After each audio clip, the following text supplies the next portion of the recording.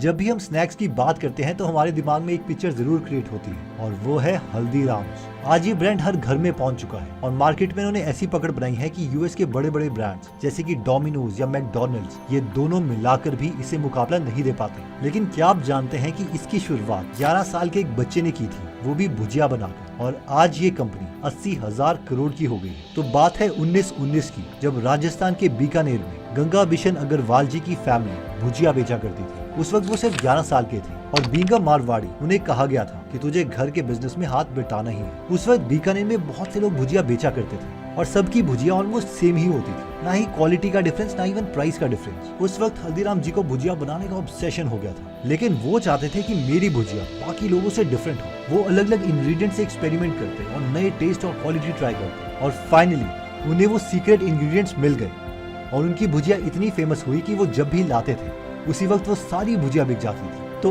उन्होंने इस भुजिया को बनाने के लिए 3 टोटल चेंजेस करे। सबसे पहला था कि सारे लोग उस वक्त भुजिया बेसन से बनाते थे, लेकिन इन्होंने भुजिया मोद से बनाई, जिसकी वजह से भुजिया और ज्यादा टेस्टी और क्रिस्पी बनी। लेकिन हल्दीराम जी को पता था कि ये इंग्रेडिएंट तो कॉपी हो जाए, इसीलिए उन्होंने सोचा ब्रांडिंग के बारे में। वो अपनी भुजिया को बाकी भुजियों से हाई क्वालिटी बताना चाहते थे और इसके लिए उन्होंने बाकी 2 पॉइंट्स का सहारा लिया। पॉइंट नंबर 2 था कि उन्होंने इसको नाम दिया महाराजा डोंगर के नाम से और इसे कहा डोंगर से, जिससे लोगों के दिमाग में एक स्ट्रॉन्ग परसेप्शन बन जाए। ये कोई आम भुजिया नहीं है, ये तो महाराजा जी के नाम से है। अपने प्रोडक्ट को प्रीमियम दिखाने के लिए जो थर्ड स्ट्रैटेजी इन्होंने अपनाई वो था इसका प्राइस, जहाँ पर उस वक्त हर आदमी 2 पैसे पर केजी के हिसाब से भुजिया बेचता था। इन्होंने अपनी भुजिया का प्राइस 2.5 गुना कर दिया, यानी 5 पैसे पर केजी। उस वक्त जितने भी वहाँ पर कस्टमर्स थे उनके दिमाग में एक ही बात थी, यार भुजिया खानी है तो हाई क्वालिटी की, यानी कि डोंगर से। इन स्ट्रैटेजी को इम्प्लीमेंट करने के बाद इनके बिजनेस की ग्रोथ इतनी हुई कि उन्होंने कोलकाता और नागपुर में भी एक्सपैंड कर दिया और अपने बेटों को एक एक जगह की ओनरशिप दे दी, यानी एक को कोलकाता की और दूसरे को नागपुर की। इसके बाद भी इनकी फ्यूचर जर्नी आसान नहीं थी। इनके बेटे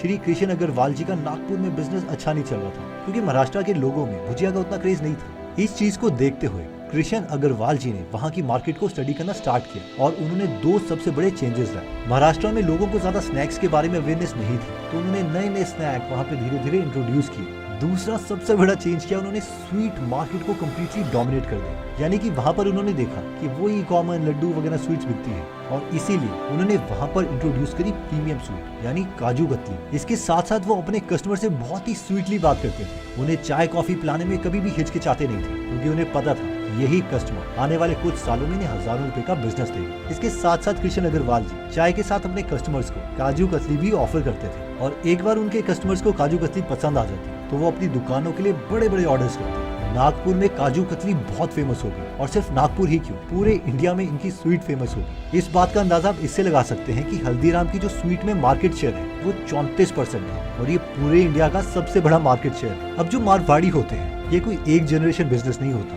इनकी हर पीढ़ी अपने एग्जिस्टिंग बिजनेस को इम्प्रूव करती ही करती है। फॉर एग्जाम्पल हल्दीराम फैमिली के ग्रैंडसन मनोहर लाल अग्रवाल जी ने QSR यानी क्विक सर्विस रेस्टोरेंट के आउटलेट्स पूरे कंट्री में एक्सपैंड की। इसके साथ साथ उन्होंने अपना खानदानी फॉर्मूला भी नहीं छोड़ा, यानी पैकेजिंग, यानी प्रोडक्ट के साथ साथ वो पैकेजिंग उसकी बहुत अच्छी करते हैं और हर बार मेजर लोकेशंस जैसे कि दिल्ली की चांदनी चौक जैसी जगहों में नए नए स्टोर्स खोलते हैं। यानी वो 11 साल का लड़का जो भुजिया बनाता था, आज उसी कंपनी का रेवेन्यू 12,000 करोड़ का है, यानी सारे लोग मिलकर 12,000 करोड़ की भुजिया, काजू कतली और इनके बाकी प्रोडक्ट्स खाते हैं।